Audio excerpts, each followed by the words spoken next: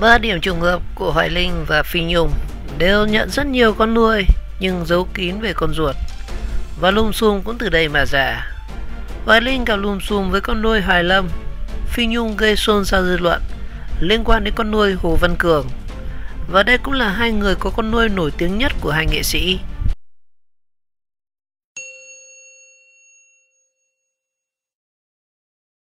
Gần đây thì nghệ sĩ Hoài Linh và danh ca Phi Nhung là hai cái tên gây nhiều sóng gió trên khắp các mặt báo. Và ít ai biết rằng không chỉ là đồng nghiệp lâu năm trong giới showbiz, thì hai nghệ sĩ còn là những người anh em rất thân thiết ở ngoài đời. Và đặc biệt, họ có rất nhiều điểm tương đồng trong lối sống. Và trên mạng xã hội thì Hoài Linh và Phi Nhung gần như giữ kín hình ảnh con ruột của mình. Và ngược lại thì chuyện hai người có rất nhiều con nuôi trong showbiz thì là điều mà ai cũng biết. Thậm chí họ còn không ít lần vướng vào lùm xùm liên quan đến những người con nuôi nổi tiếng của mình. Điểm giống nhau đầu tiên đó là đều gần như là giữ kín hình ảnh con ruột của chính mình. Cả hai nghệ sĩ Hoài Linh và Phi Nhung đều chọn cách giữ kín hình ảnh con ruột đến khi chúng trưởng thành. Năm 2017 thì Phi Nhung lần đầu tiên công khai con gái ruột của mình là Wendy Phạm, nhân dịp cô này tròn 20 tuổi và tốt nghiệp chuyên ngành y tá tại Mỹ và trở thành thạc sĩ y khoa. Và cũng tương tự như là Phi Nhung thì mãi đến năm 2016 thì công chúng mới biết đến nghệ sĩ Hoài Linh cũng có một người con trai ruột tên là Võ Lê Thành Vinh, sinh năm 1990, và lúc bấy giờ đang là sinh viên năm cuối tại Đại học Texas Dallas. Và được biết thì Hoài Linh cũng còn một người con gái nữa nhưng chưa công khai với công chúng hay là báo chí. Điểm chung thứ hai đó chính là những nghệ sĩ có nhiều con nuôi nhất tại Vbiz. Trong giới showbiz thì thỉnh thoảng người ta sẽ bắt gặp những nghệ sĩ trẻ có danh xưng là con nuôi Hoài Linh. Nghệ sĩ Hoài Linh là cha nuôi quyền lực đứng sau rất nhiều thành công của rất nhiều các tên tuổi đình đám như là Hoài Lâm, Gia Bảo, Hữu Thiên, Quách Phú Thành hay là Bé Ben. Và theo chia sẻ của những người con nuôi này thì nghệ sĩ Hoài Linh là người đã phát hiện, trao cơ hội cho họ để họ có thể hiện tài năng và đưa tên tuổi đến gần hơn đối với công chúng. Danh ca Phi Nhung cũng là mẹ đỡ đầu của rất nhiều trẻ em có hoàn cảnh khó khăn. Ở tuổi U50 thì nữ ca sĩ tự hào khi ngoài con gái ruột Wendy Phạm thì cô này có đến 23 người con nuôi, và mỗi người đều được nuôi dưỡng đến nơi đến chốn. Và trong số đó phải kể đến 4 cái tên rất nổi tiếng trong giới nghệ sĩ hay là Vbiz với các năng khiếu hát bolero như là Hồ Văn Cường, Thiên Ngân, Tuyết Nhung và Quỳnh Trang. Điều thứ ba đó chính là dính lùm xùm với những người con nuôi nổi tiếng nhất.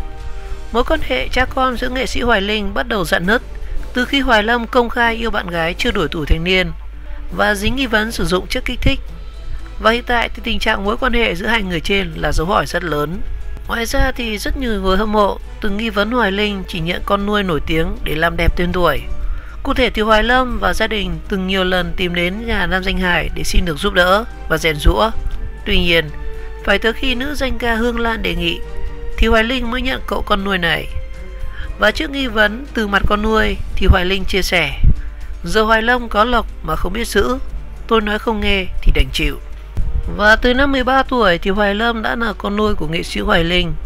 Nhưng mối quan hệ cha con giữa hai người rạn nứt từ khi Hoài Lâm công khai yêu bạn gái chưa đủ tuổi thành niên và bất chấp đến với nhau dù hai bên gia đình đã rất cấm cản. Và thời gian gần đây thì Phi Nhung cũng vướng phải ồn ào liên quan đến con trai nuôi Hồ Văn Cường. Và rất nhiều cư dân mạng đặt câu hỏi về phía Phi Nhung đang giữ hết tiền cát xê, tiền thưởng của Hồ Văn Cường, khiến cho gia đình cậu bé không thể xây sửa nhà. Và hiện tại thì cả gia đình Hồ Văn Cường đều sinh sống ở Sài Gòn và rất hiếm khi về thăm quê, khiến căn nhà của họ ở dưới quê gần như là bị bỏ hoang và xuống cấp một cách trầm trọng. Và sau đó thì nghi vấn Hồ Văn Cường bị lộ đoạn tin nhắn với khán giả chia sẻ sự mệt mỏi bị chèn ép khi sống chung trong nhà của Phi Nhung đã tạo ra rất nhiều tranh cãi. Tuy nhiên thì phía Phi Nhung đã lên tiếng khẳng định việc quản lý của cô giữ tiền của Hồ Văn Cường là do gia đình cậu chưa muốn nhận lại, nhưng mọi người đều phản đối và yêu cầu nữ ca sĩ cho gia đình cậu bé được sống riêng. Và việc dính phải lùm xùm thì cả Phi Nhung và Hồ Văn Cường và bố mẹ ruột của cậu bé đều đã phải livestream giải thích. Tuy nhiên thì rất nhiều người hâm mộ vẫn đang tranh cãi lể lửa và cho rằng Phi Nhung có rất nhiều ẩn khúc trong việc nhận nuôi Hồ Văn Cường.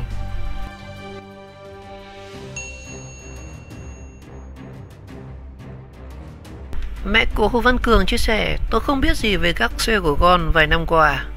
Mẹ của Hồ Văn Cường nói rằng ông bà không ký bất kỳ giấy tờ nào với công ty của ca sĩ Phi Nhung trong vài năm qua. và bà cũng không hề biết số tiền con trai kiếm được là bao nhiêu.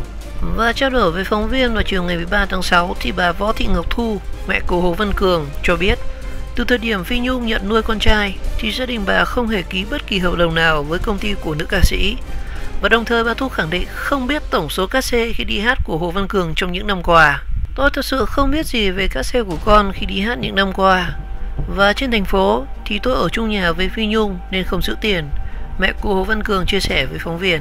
Bà Ngọc Thu cho biết vì không cầm tiền cát xê vào thu nhập của con trai nên ca sĩ Phi Nhung là người chi trả toàn bộ số tiền học hành của Hồ Văn Cường trong suốt 5 năm qua.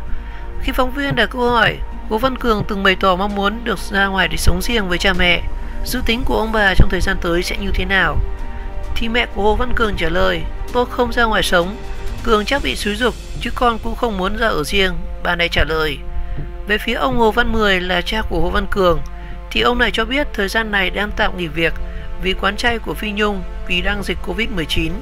Và trả lời phóng viên về việc vì sao lại giữ cát xê của Hồ Văn Cường trong suốt 5 năm qua thì bà Diễm Phạm nói rằng cha mẹ Cường và Cường thì đều rất hiền lành và chân chất nhưng đâu có ngu, và không ai trên đời và ngu chuyện tiền bạc cả. Và bà này còn nói thêm rằng 2 năm nay thì Cường không đi hát thì ai nuôi. Mẹ Cường thì giống như là chị em của Phi Nhung và giúp cô ấy chăm sóc mấy đứa con ở nhà. Tôi là quản lý và chi tiêu gì thì cũng phải có sổ sách chứ đâu phải là một tay che cả bầu trời.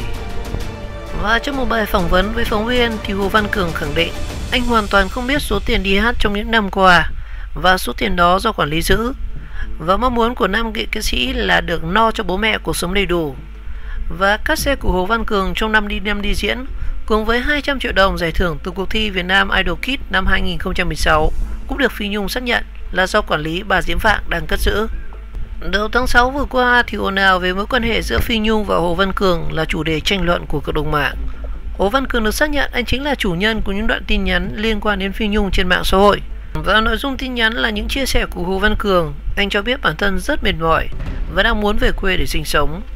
Và trong một tin nhắn thì Hồ Văn Cường viết rằng: em không muốn nóng vội, em nghĩ rằng mình sẽ ra đi trong hòa bình. Việc lột mặt nạ em sẽ nghĩ là để ai lột sẽ hay hơn.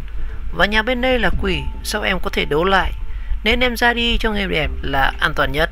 Và đến ngày 10 tháng 6 thì Hồ Văn Cường lại đăng tải một clip trên trang cá nhân. Anh này đứng cạnh bố mẹ ruột của mình, khoanh tay xin lỗi mẹ nuôi Phi Nhung vì tin nhắn nói xấu. Và đây là lần thứ 2 Hồ Văn Cường phải ra mặt xin lỗi Phi Nhung trước dư luận.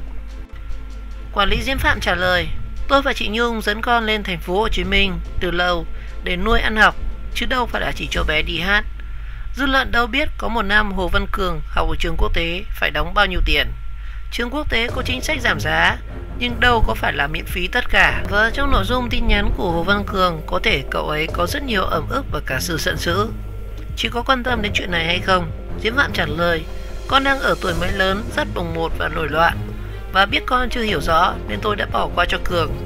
Mọi người đều có biết tôi và chị Nhung nhận Cường khi con chưa phải là quán quân Việt Nam Idol Kids năm 2016.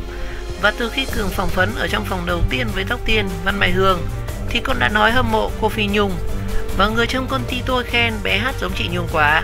Vì thế chúng tôi mới yêu quý và muốn nhận để về nuôi để nuôi.